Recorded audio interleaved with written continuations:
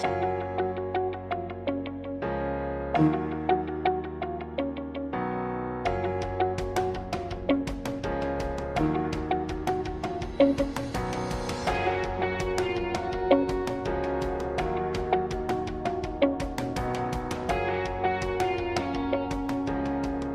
Marwan, ada pertanyaan nih di kolom komentar kami.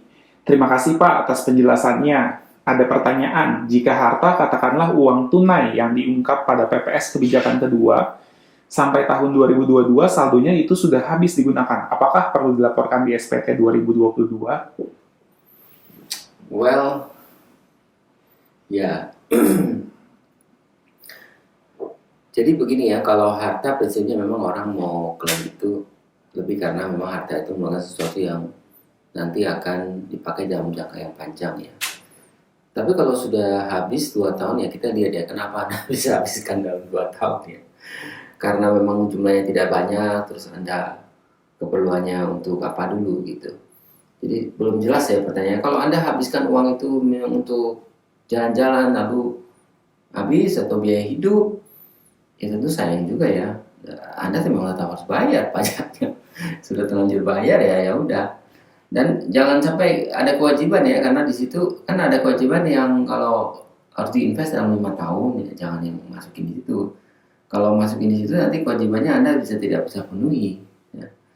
Tetapi kalau misalnya uang itu habiskan apa? Kalau habis karena Anda pergi untuk misalnya membeli sesuatu yang lain yang bentuknya harta, ya tentu lupa lagi menjadi harta yang lain ya. Nah, kalau pengertian saya mungkin ini benar-benar habis ya, jadi pakai untuk nikah kah, atau misalnya ada perhelatan yang perlu uang besar, atau pakai jalan-jalan atau buat sekolah, itu memang nilainya habis. Nah balik lagi, jadi pajaknya itu ada pelaporan apa? Kalau tidak ada kewajiban untuk investasi dalam 5 tahun itu tidak ada masalah sih. Ya, berarti harta itu habis dikonsumsi ya. Jadi memang konsep dari harta itu adalah kalau Anda ada penghasilan, Anda harus bayar pajak. Masalah penghasilan itu Anda pakai uangnya mau kemana, itu sebenarnya prinsipnya ya bukan urusan pajak ya. Tapi kalau Anda sudah habiskan, jangan ngaku bahwa ada harta lain yang masih ada, harta itu masih ada itu. Karena setiap kali penghasilan timbul harta yang bisa memberikan harta, itu Anda harus bayar pajak. Oke, ya, semoga terjawab ya pertanyaannya. Lalu pertanyaan berikutnya Pak.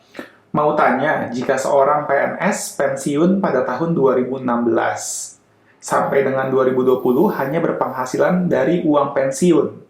Terus beliau nabung, dan akhirnya di tahun 2020 membeli tanah seharga 30 juta. Tapi atas harta tersebut belum dilaporkan di SPT, sedangkan tanah tersebut dibeli menggunakan uang pensiunan yang sudah dipotong pajak. Bukannya tidak adil kalau memang hanya menggunakan uang yang sudah dipajakin, tapi hanya tidak dilaporkan di SPT-nya saja. Ini kalau dilakukan pembetulan saja nggak apa-apa atau ada sanksinya? Terima kasih.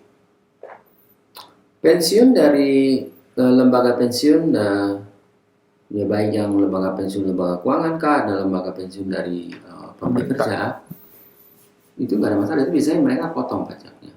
Jadi uang pensiun Anda sudah tayang, sudah berasal dari penghasilannya. Terus Anda nabung, ya. Nanti tambahannya itu misalnya kurang nggak dari penghasilannya itu, ya Anda yang kurang-kurang dari luar pensiun itu harus lapor ya. Selama itu lebih dari penghasilan, batas penghasilan yang kena pajak. Jadi nabung, beli harta, ya boleh-boleh aja. Pokoknya total penghasilan yang sudah kena pajak itu menunjukkan Anda mampu membeli harta tersebut, nggak masalah. Ya, nggak harus ikut TA atau ikut PPS yang kemarin itu. PPS kemarin itu toh sudah berlalu juga. Jadi kesempatan itu sudah hilang. Jadi kalau Anda selama ini memang dipotong pajak tapi belum lapor, itu masalah administratif ya. Penghasilan itu ya dilapor dong, dilapor. Kan kita menuangkannya ke dalam SPT tahunan kita. Oh, semua penghasilan kita dari sini, dari pensiun saya udah dipotong pajak, gitu. Kalau ada penghasilan di luar pensiun, Anda masih aktif, Anda masih mendapatkan penghasilan lain, ya tentu itu cerita lain ya, itu harus dimasukin juga. Pembetulan boleh ya, itu memang satu-satunya cara ya. Sekarang PPS sudah nggak ada. Jadi satu-satunya cara adalah pembetulan SPT. Jika total penghasilan itu belum dilapor atau dilapor tapi belum mencukupi untuk sampai bisa menjelaskan bagaimana tanah yang dibeli itu bisa sampai uangnya cukup. Kira-kira mungkin itu ya. Oke. Kalau gitu pembetulan aja ya Pak ya. Tetapi apakah ada sanksi atau enggak? Ya, jadi balik lagi, kalau cuma hanya pelaporan dari uang pensiun cukup untuk bisa nabung untuk beli harta itu, Iya, cukup uangnya dari pensiun. aja. Ya. Oke, semoga terjawab ya. Pertanyaan berikutnya, mau tanya Pak, kalau temuan BJP dalam kurung dari AR, semuanya adalah investasi, reksadana dan saham, dan KSEI, dividen. Saat saya cek di histori 2016 sampai 2020 dan coba saya hitung nilainya tidak sama. Sebenarnya bagaimana cara menghitung nilai reksadana serta saham supaya tahu data dalam temuan itu benar valid? Misal, saham yang dihitung adalah nilai buy setelah dikurangi sell-nya. Kemudian untuk dividen, apakah itu dihitung termasuk dengan nilai sahamnya? Bukannya sudah dihitung sahamnya, kenapa masih masuk di dividennya nilai tersebut? Terima kasih. Jadi sekarang saya identifikasi tadi pertanyaan itu ada dua ya. Iya, ada dua. Artinya intinya nih, penanya ini memiliki penghasilan dari investasi ya. Betul. Yaitu dia investasikan di Reksadana dan saham. dan di sahamnya saham BJ ya, karena tadi KSEI. KSEI. Berarti datanya saham di Indonesia.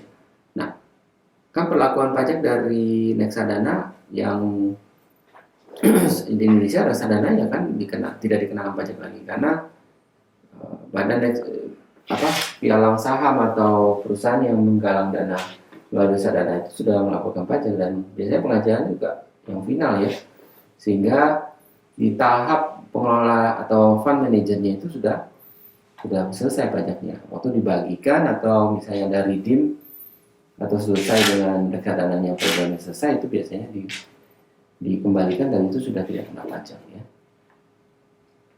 Selama reksadanya reksadana resmi lah ya, reksadana resmi. Kemudian tadi kalau bermain saham, bermain saham memang ada dua. Kita berharap dari dividennya dan juga dari capital gainnya ya. Capital gainnya kan waktu beli berapa, waktu jual harganya berapa. Ya. Itu dua stream income berbeda ya. Tadi masih belum nangkep kenapa dicampur adukan. Iya, betul. Jadi kalau saya membeli saham, misalnya saya kemarin membeli saham PT yang perusahaan batubara itu apa? Adaro. Saya beli waktu itu saya nggak tahu, saya nggak gitu harga saham ya. Jadi saya misalnya membeli harganya 5.000 satu lot gitu, satu lot 500 saham gitu masalah. 500 saham kemudian jumlah saham itu per saham lalu diterbitkan oleh akhir tahun lalu. Ada orang membandingkan dividen, ya tentu. Tapi tahun lalu sudah membagikan dividen, sekarang dibagikan begitu aja sih, ya tidak ada dipotong pajak sama sekali lagi. Nah, sebenarnya kita mau invest kembali apa enggak? Nah itu ada. Kalau invest kembali baru kena pajak lagi ya Pak ya? Enggak, justru karena diinvest kembali itu enggak kena pajak. Oke. Kalau dikonsumsikan langsung menjadi pajak penghasilan. Dikonsumsi dipakai habis itu harus kena pajak 10%. Itu dividen ya. Nah kalau capital gain itu nanti kalau Anda saham itu Anda jual, misalnya tahun kedua Anda jual, harganya naik. Ya, di situ ada selisih. Ya buy dan sell-nya tadi ya Pak ya, pertanyaan tadi.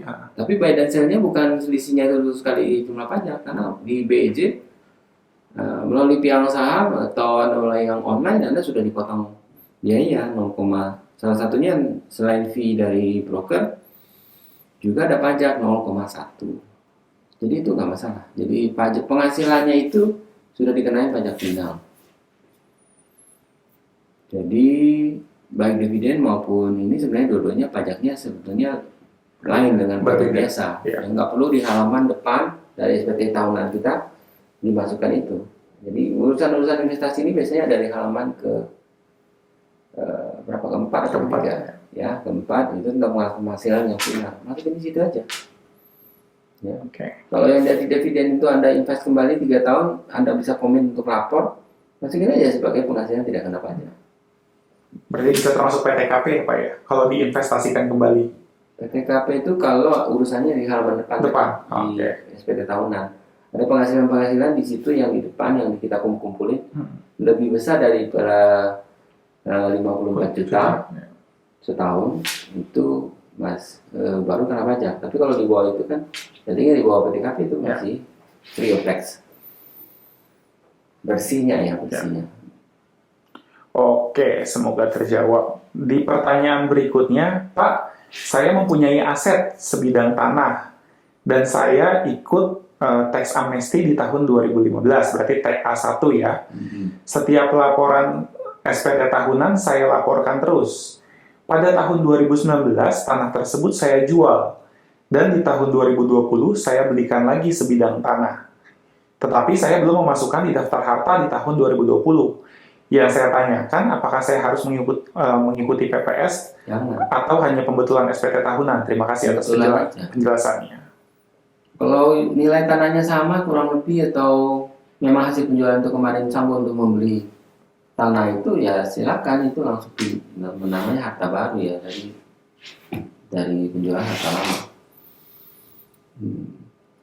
Terus juga harus meyakinkan bahwa yang waktu jual harta lama pajak PPh-nya waktu itu apakah 25% atau 2,5% dari nilai transaksi sudah dibayar, ya kan? Nggak tergantung sertifikat apapun loh, itu pajak PPh final atas pengalihan tanah dan bangunan. Tapi kalau nilainya misalnya nggak cukup, Anda beli misalnya dari situ udah terjual setengah, lalu misalnya beli yang baru harganya pun nggak cukup dari yang ada, ya berarti kan pertanyaannya adalah penghasilan untuk menutupi sisanya dari mana. Nah itu nanti pertanyaannya bisa jawab sendiri. Ya, karena di situ kan nggak jelas ya. Nggak pakai uang yang sama atau apa? Tidak dijelaskan. Ya.